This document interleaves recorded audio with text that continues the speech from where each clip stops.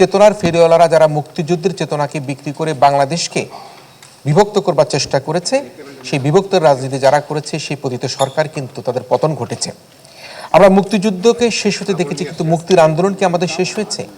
মুক্তিযুদ্ধ শেষ হলো, আমাদের মুক্তির আন্দোলন এখনো শেষ হয়নি। ক্ষুধা, দারিদ্র এবং বৈষম্যের যে সমাজ গড়ার কথা আমরা বলছি, সমাজ কিন্তু আমরা এখনো করতে পারিনি। শোষণমুক্ত যে আমরা রাষ্ট্র কাঠামো গড়ার কথা বলছি, সেটি কিন্তু আমরা করতে পারিনি। সে কারণে আমাদের মুক্তির যুদ্ধ শেষ হলেও কিন্তু আমাদের মুক্তির আন্দোলন এখনো শেষ হয়নি। আমরা স্বাধীন রাষ্ট্র পেয়েছি একটা মুক্তিযুদ্ধের মাধ্যমে, একটা মানচিত্র পেয়েছি, একটা ভূখণ্ড পেয়েছি, একটা লাল সবুজের পতাকা পেয়েছি, কিন্তু আমরা কি আসলে স্বাধীনতার আমাদের যে অঙ্গীকার, সেই অঙ্গীকারগুলিকে আমরা বাস্তবায়ন করতে পেরেছি?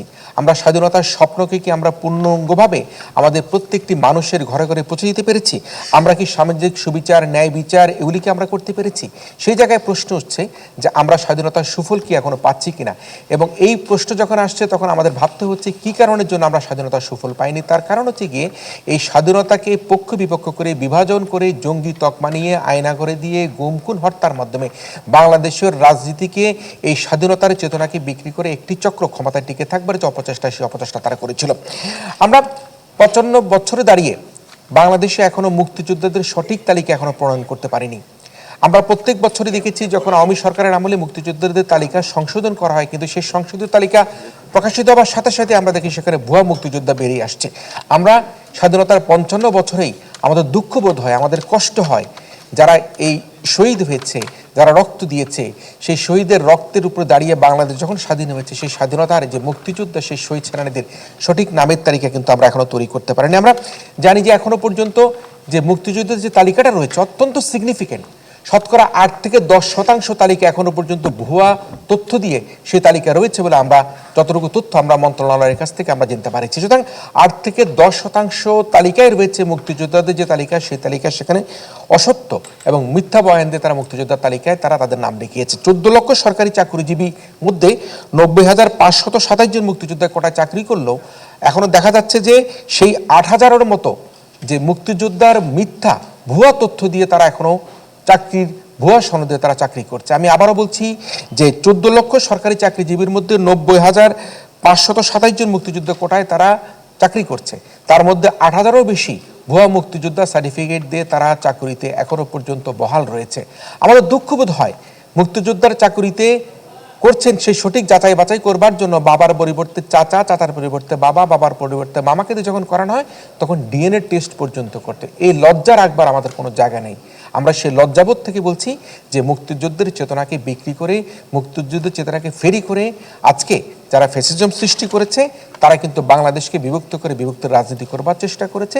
আমরা সে কারণেই বলছি যে মুক্তিযুদ্ধের চেতনাকে আর বিক্রি করতে দেওয়া যাবে না, স্বাধীনতার সুফলকে ঘরে ঘরে নিয়ে যেতে হবে এবং তরুণ প্রজন্মকে আমাদের এই স্বাধীনতার সঠিক ইতিহাস তাদের সামনে আমাদেরকে অতি দ্রুতই আমাদেরকে জানাতে হবে এবং স্বাধীনতার ঘোষককে, স্বাধীনতার ঘোষণা কখন হয়েছিল এবং এই যে একেবারে সত্য বাস্তবতাকে স্বীকার করে বাংলাদেশের মুক্তিযুদ্ধের ইতিহাসকে নতুনভাবে আমরা মনে করি রচনা করবার সময় এখন এসেছে। যারা বিকৃতি করেছে তাদেরকে শাস্তির আওতায় নিয়ে আসতে হবে। আমরা একটা কথা বলে থাকি, আমরা বলি যে মাননীয় সাবেক মরহুমা প্রধানমন্ত্রী খালেদা জিয়া তিনি বলতেন জনগণই সকল ক্ষমতার উৎস। আমরা 71-এ দেখেছি যে এই জনগণই কিন্তু সকল শ্রেণী পেশার মানুষ, কামার কুমার, কৃষক, সকল শ্রেণী পেশার মানুষ কিন্তু তারা কিন্তু জনযুদ্ধে অংশগ্রহণ করে এই বাংলাদেশকে স্বাধীন করেছিল। জনগণ যে ক্ষমতার উৎস সেটি কিন্তু আবারও প্রমাণ করেছে 24 জুলাই আগস্ট সেই অভ্যুত্থানের মাধ্যমে। ছাত্র জনতার সেই অভ্যুত্থানে কিন্তু তারা প্রমাণ করেছে মুক্তিযুদ্ধে 71-এ স্বাধীনতা করেছে এবং এই 24-এ এসে তারা কিন্তু সেই স্বাধীনতার যুদ্ধে, স্বাধীনতা রক্ষা করবার যুদ্ধে অবতীর্ণ হয়ে তারা কিন্তু আবারও প্রমাণ করেছে যে এই দেশকে রক্ষা করবার জন্য ছাত্র জনতা তারা একত্রিত হলে কিন্তু কোনো ফ্যাসিজম বাংলাদেশে টিকে থাকতে পারে না। আমরা 71-24-কে কিন্তু একই সুতায় গাথা আমরা বলে থাকি। 71 যে স্পিড 24-এর কিন্তু একই স্পিড, কিন্তু আমরা 71-24-কে মুখোমুখি করা কোনোভাবে আমাদের কাম্য নয়। আমরা 71-এ যে মুক্তিযুদ্ধ করেছি এবং 24-এ যে আন্দোলন করে বাংলাদেশকে ফ্যাসিজম মুক্ত করেছি, একে অপরকে মুখোমুখি করলে বাংলাদেশের যে স্বাধীনতার যে ইতিহাস, স্বাধীনতার যে আমাদের গৌরবোজ্জ্বল অর্থ সেটি কিন্তু মলিন হয়ে যেতে পারে। সুতরাং আমাদের 24 এবং 71-কে কোনোভাবেই আমরা মুখোমুখি করে ঠিক করানো হবে না। মুক্তিযুদ্ধের চেতনাকে দলীয়করণ করে আমরা ক্ষমতায় টিকে থাকবার যারা অপচেষ্টা করেছে তারা যদিও জুলাই অভ্যুত্থানে তারা পালিয়ে গিয়েছে, কিন্তু এখনো পর্যন্ত বাংলাদেশে সেই মুক্তিযুদ্ধের চেতনা বিক্রিকারীরা কিন্তু এখনো মাঝে মাঝে ফুসফুস করছে। আমি মনে করি বর্তমান সরকার মুক্তিযোদ্ধার চেতনা বিকৃতকারী এবং যারা একে বিক্রি করবার চেষ্টা করছেন তাদেরকে সঠিক আইনের আওতায় এনে তাদেরকে শাস্তির ব্যবস্থা করবার জন্য চেষ্টা করবেন। এবং আমরা যেটি দেখি যে যদি সুফল আমাদেরকে পেতে হয় তাহলে আমাদেরকে প্রত্যেকে যে আইনের শাসন, মানবাধিকার, রাজনৈতিক, অর্থনৈতিক, সামাজিক মুক্তি নিশ্চিত করতে হবে, অন্যায়, অবিচার এবং বৈষম্যের বিরুদ্ধে আমাদেরকে রুখে দাঁড়াতে হবে। গুম, খুন, হত্যা এবং আয়নাগর সৃষ্টির মাধ্যমে, মুক্তিযুদ্ধকে বিভাজনের মাধ্যমে মানুষের মধ্যে তকমা লাগিয়ে যে সঙ্গে থাকলে সঙ্গী, সঙ্গে না থাকলে জঙ্গি, সঙ্গে থাকলে মুক্তিযোদ্ধা, সঙ্গে না থাকলে মুক্তিযোদ্ধা নয়, সঙ্গে থাকলে মুক্তিযোদ্ধার পক্ষে সপক্ষের শক্তি, সঙ্গে না থাকলে মুক্তিযোদ্ধার বিপক্ষের শক্তি, এই যে বয়ানগুলো, সেই বয়ানগুলোকে কিন্তু এখন খণ্ডন করবার জন্য, প্রতিহত করবার জন্য এখন তরুণ প্রজন্ম জেগে উঠেছে। এবং এই তরুণরা, এদেশের ছাত্র জনতা এখন একত্রিত হয়ে আমাদের মুক্তিযুদ্ধের চেতনার বিক্রিকারীদেরকে এখন প্রতিহত করবার জন্য এখন সময় এসেছে। তাই তরুণ প্রজন্মের মধ্যে মুক্তিযুদ্ধের সঠিক ইতিহাস আমাদেরকে জানাতে হবে। আমাদের ইতিহাসকে যদি কোনো কারণে বিকৃত করা হয়ে থাকে, সেই পাঠ্যপুস্তকে সেই ইতিহাসকে আমরা পুনরায় রচনা করতে হবে। আমরা একটা জিনিস বলতে পারি, সেটি হচ্ছে যে 12ই ফেব্রুয়ারি নির্বাচনের মধ্যে দিয়ে, আজকে বক্তারাও একজন বলেছেন, 12ই ফেব্রুয়ারি নির্বাচনের মধ্যে দিয়ে বিএনপি সংখ্যাগরিষ্ঠতা অর্জনের মাধ্যমে তারা সরকার গঠন করেছে।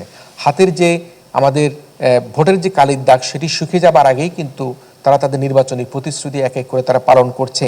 তারা দেখতে পাচ্ছে ফ্যামিলি কার্ড, কৃষক কার্ড, এমনকি যারা পরিচ্ছন্নতা কর্মী তাদেরকে ঈদের উপহার দিচ্ছে। সো এই যে সার্বিক প্রেক্ষাপট, সেই প্রেক্ষাপটে বর্তমান সরকার তাদের যে নির্বাচনী যে প্রতিশ্রুতি, সেই প্রতিশ্রুতির পথে যখন হাঁটছে তখনই মনে করতে হবে যে মুক্তিযুদ্ধের চেতনাকে বাস্তবায়ন করবার জন্য সরকার তাদের লালিত স্বপ্ন, সেই লালিত স্বপ্ন তখনই আমরা দেখব যে সঠিকভাবে পালিত হচ্ছে যদি আজকে আমাদের মধ্যে বৈষম্যহীন সমাজ তৈরি করা যায়, আমরা সুশাসন কায়েম করতে পারি, আমরা বাংলাদেশে আইনের শাসন করতে পারি, গুম খুন হত্যার রাজনীতি বন্ধ করতে পারি, প্রতিহিংসার রাজনীতি বন্ধ করতে পারি, তাহলেই কিন্তু মুক্তিযুদ্ধের যে আজকে চেতনা, সেই চেতনা আমরা বাস্তবায়ন করতে পারবো।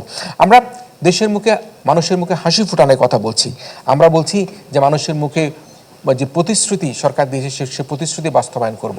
কিন্তু আমরা ভবিষ্যৎ রাজনীতিবিদ যারা রয়েছেন, যারা সরকার করেছেন, তাদেরকে আমরা বলতে চাই, অতীতের অভিজ্ঞতাকে কাজে লাগিয়ে আপনারা ভবিষ্যৎ রাজনীতিকে পরিচালনা করবেন।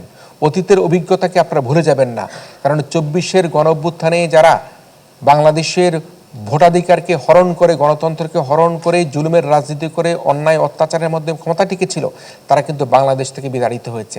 সে কারণে আমরা মুক্তিযুদ্ধের চেতনাকে, স্বাধীনতার চেতনাকে যদি বাস্তবায়ন করতে হয়, তাহলে আমরা অতীতের অভিজ্ঞতাকে কাজে লাগিয়ে ভবিষ্যৎ রাজনীতিতে আমরা রাষ্ট্র, সরকার পরিচালনা করব।